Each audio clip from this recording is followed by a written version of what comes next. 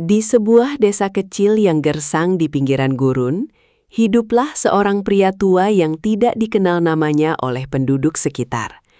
Ia adalah sosok dengan wajah teduh, kulit kecoklatan yang keriput namun bersih, mata hitam jernih yang tenang, janggut putih pendek yang rapi, mengenakan jubah abu-abu lusuh dan sorban putih kusam.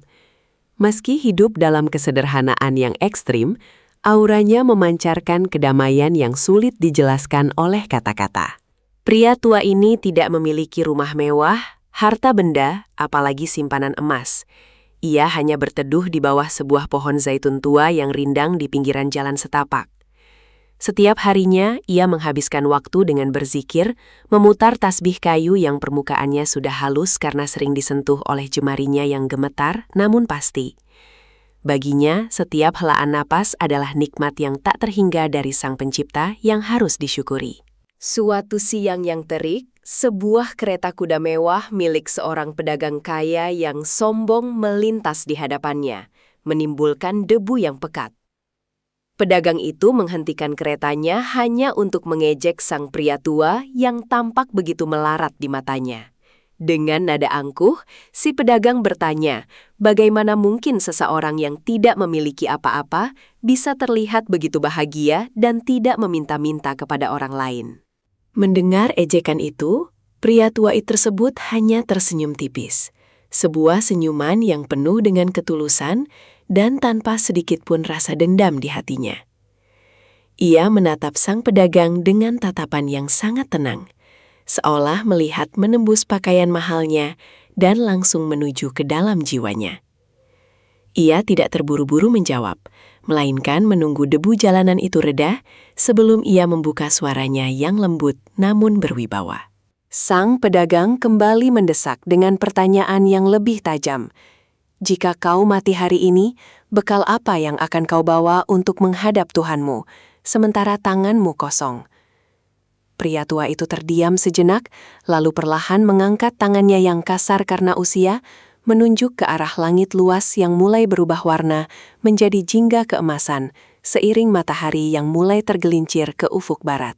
Aku memang tidak punya emas untuk disombongkan, karena semua yang ada di bumi ini adalah miliknya yang dipinjamkan kepadaku sejenak. Aku hanya membawa rasa cinta, rasa syukur, dan kepasrahan total kepada zat yang menggenggam nyawaku. Bagiku, itu lebih dari cukup untuk pulang ke rumah yang sesungguhnya. Kata-kata itu bergetar hebat di udara, membuat kesombongan pedagang itu runtuh seketika.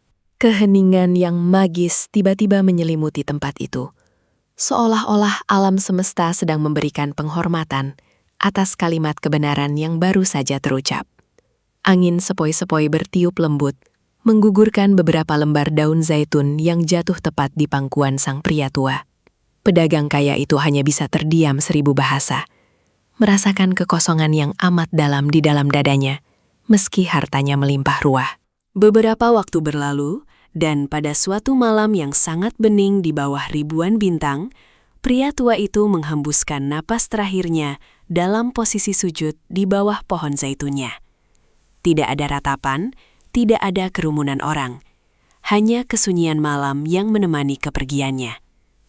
Namun, ada sesuatu yang aneh. Wajahnya memancarkan cahaya rembulan yang sangat terang, dan bibirnya membentuk senyum paling bahagia yang pernah dilihat manusia. Keesokan harinya, penduduk desa yang menemukan jasadnya terkejut karena dari arah jenazahnya tercium aroma wangi bunga surgawi yang sangat semerbak, memenuhi seluruh sudut desa. Orang-orang yang biasanya mengabaikannya kini berkumpul dengan rasa penyesalan dan takjub.